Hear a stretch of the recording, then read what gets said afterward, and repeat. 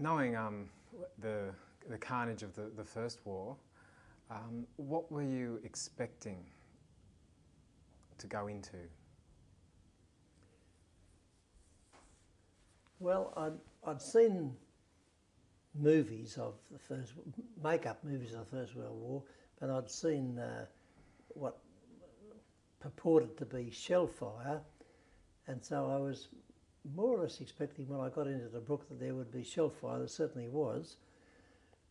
I wasn't expecting the great big bombs that the aeroplanes dropped on us, although they weren't nearly as big as they became later in the war. But I could remember being at an RAP and some planes came over. I think they might have been Italian. They were very high and they dropped these big bombs in the desert. And I was told that they're 500-pound bombs. 500 pounds. I remember thinking, well, they'll never make a bomb bigger than that. 500 pounds.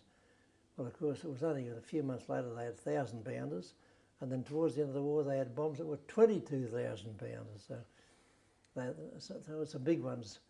But the 500-pounder was a big bomb, and it would make a hole in the desert big enough to hide a truck. You know, you put a truck into it, you know, blow a big hole in the ground.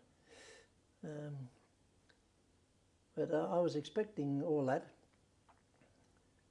and it was, not being in the very front line itself, I wasn't exposed to personal attacks by the Germans or anything like that nature, and but attacks by aeroplane and shell fire and mortar fire, well, yes, we Field Ambulance blokes, we were subjected to that, of course. Can you describe the sensation of being under an air attack? Well, I remember thinking how necessary it is to get a little bit below ground, but really speaking, that wouldn't have saved either, because if there's an attack by and you're in a little hole, well, the hole would have gone anyhow. But mostly when the shells were flying around, or shell fire, or under mortar attack, or an air attack, most of us, when we were in Tobruk and other places, we just threw ourselves down on the desert, tried to make ourselves as small a target as possible, and that usually helped. Can you describe the sounds? Well, they did have, with shell fire, of course, if you heard a shell coming through the air, you could pretty well guess that it was going to land a little way away, because they used to say, well, how true it was, they used to say you never hear the one that hits you. Certainly I never heard the one that hit me. But with the bombs, they made quite a shrieking sound, a loud whistling noise, very loud indeed, and with a terrific thud and a big explosion at the end of it, of course. A lot of smoke, a lot of dust, and a lot of shrapnel flying around. But mostly in the desert, we were able to get down and lie down, and then wait until it was over. And you get up and resume your duties, whatever you're doing. Was that difficult to do? Oh no. Everybody did the same thing. Everybody did the same thing. They keep on whatever you were doing before. Well, as soon as the attack was over, well, the shell fire eased down, and you just carry on whatever you're doing. Yeah. How did you keep your focus on your work? Well, if there was something to do, if there was, if we were at an RAP, say, to bring some men back, some wounded, and there were some shells flying around outside, well, nobody would suggest that we should move outside and stand up and start loading the ambulance while this was going on. It's just wait until it was over. And and then you'd just keep on going then. And if you actually, if you were going along in your ambulance and shell fire started around you, which happened quite frequently in Tobruk, if you were going during the daytime, if we were bringing back some wounded men in the daytime across the open desert, well then the Germans from this particular point, Hill 209, they could see us. They were several miles. We were shelled quite often when we were coming back at daytime, and usually the driver would then put his foot on the accelerator and go fast to get away from the shells. But that only happened infrequently. But we were shelled quite often when we were coming back at daytime, and usually the driver would then put his foot on the accelerator and go fast to get away from the shells. But that only happened infrequently because mostly we operated at night. Mostly we did. We'd go out at night time and bring them back at night. It was a bit risky trying to get up too close in the daytime because we could be seen. What was the weather like? Very hot during the day. I arrived there at the end of May, and that was the beginning of their summer. And we went out at the end of October. It was quite cool at night. Quite cool during the nights, but during the daytime it was pretty hot. Yeah. No washing, of course. You didn't wash yourself. Everybody was very dirty. Everybody. The officers were dirty, and the men were dirty, and the wounded men were very dirty, and we had to bandage them up or look after them with filthy, dirty hands. It was no wonder that the wounds became infected. Was there any techniques for preventing infection? I don't know of any. No, I don't know. When the wounds were infected, the infection wouldn't start until probably 2 or 3 days after, not straight away. And the standard treatment back in the hospitals was sulphur. What was the other stuff they invented around about that time? Christ, I can't remember it now. But I know that when I was wounded, and by the time I got back to Palestine, my wounds were very badly infected. And I can remember that they gave us big doses of sulphur to cure the infection. And penicillin, that's what they invented. Penicillin then later on. But it came into being. But in 1942, the main treatment back at the 6th Australian General Hospital, as I remember it, was for infections, was sulphur. And we were dosed up with that. Was supplies a problem of sulphur? I've got no idea really. That was outside my experience. I don't know whether there was easy for them or not. It was a good hospital though, back in Palestine. It was a lovely hospital. It was in buildings, timber buildings, just a one level, and there were about 76 beds, I think, in each ward. I was in a ward where it was called the orthopaedic ward because everybody had broken bones. Some fellas had legs off and arms off and smashed shoulders and whatever. And the orthopaedic ward, it was the smelliest ward too, because of the stench of the rotting flesh on the bodies. So 76 men, everybody had a smelly wound.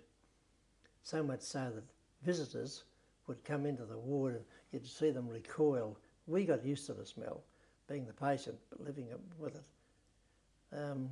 The doctor in charge of that ward was a fellow called West, Major West. I believe he's from Adelaide originally. He was an orthopaedic surgeon, and his technique of managing the wounds was that he would actually smell them. Now, I don't know what he got out of that, but he used to get his nose right down alongside the great big smelly wound with the gangrenous flesh and everything there, and sniff the wound itself. and he'd get it within 2 or 3 inches of it, so he got a good smell, good sniff. And I've seen him do it. He'd come in every day and he'd go around sniffing every wound. Amazing, really. There was one sister whose name was MacDonald. She was from Orange, I remember her telling us once, and her job in that ward was she'd start first thing in the morning. She had a great big trolley of dressings, and she would go around and dress every wound. She'd have a pair of scissors and she would cut off the proud flesh with a pair of scissors and then dress the wound. And that was her job every day, to dress. And she'd work at it all day, and sometimes into the night she'd still be going, and back next morning with another trolley full of stuff. And MacDonald, yeah, I remember her quite well.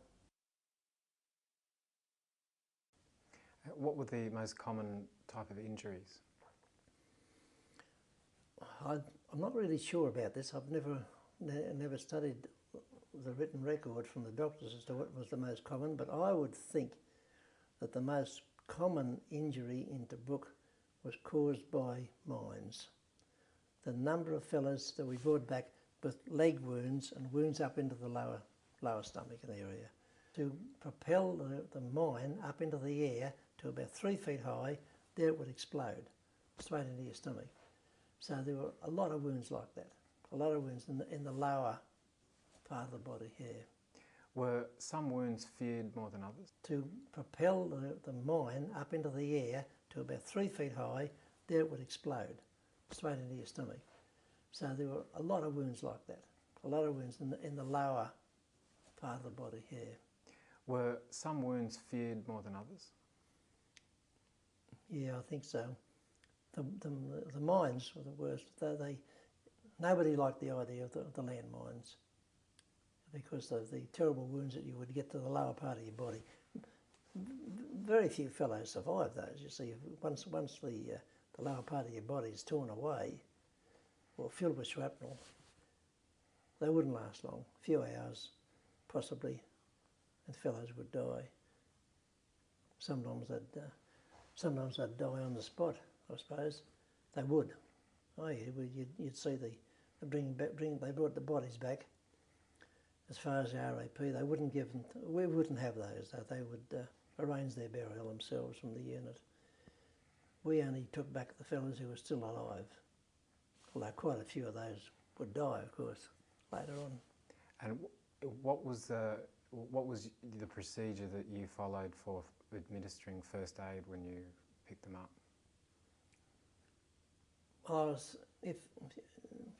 From the RAP, you mean, do you? Yeah, or when you were first given a wounded, what did you do? Well, I would do, if there was no one there to do anything else, for instance, if there was no doctor anywhere close by, I would slap on a field dressing to stop the bleeding. Can you tell me exactly how that is done? Well, I would just bare the wound, wherever the wound was. I'd get a field dressing that was big enough, so they were quite big, these field dressings, you know, and slap it on hard, tie it hard, and that's all. I didn't have any medication to give them like morphine. I had nothing like that. I had field dressings, nothing else. Nothing. And then they were taken? Well, I'd get them to a doctor as soon as I could, either to the advanced dressing station or to the main dressing station. And you mentioned before that you'd often be applying pressure points. Yeah, yes. If you couldn't stop the bleeding by direct pressure on the wound, well then I'd go for the pressure point wherever I knew where it was, and attempt to stem the bleeding. Sometimes I was successful and sometimes not. You know, you can't. It all depends how bad the bleeding was and how bad whether the patient could even bleeding from 2 or 3 wounds. Not everybody just had one simple wound. A lot of fellows particularly with shrapnel wounds, they might finish up with 3, 4, half a dozen nasty wounds. And trying to stop the bleeding on all those is not easy. What did you wash the blood away? No, we didn't have any facilities to wash it away. So what would you do with the blood? Just well, the blood that would get onto the stretcher, you mean? Mm. Well, we had nothing really. It would dry the next day on the stretcher. You couldn't.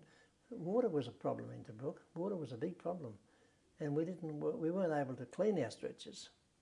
They were all soaked with blood, and also many of them became fly blown too because of that. The blowflies would get them then in the daytime while if the stretcher was sitting out in the sun, and there'd be thousands of flies would be onto the bloody stretcher.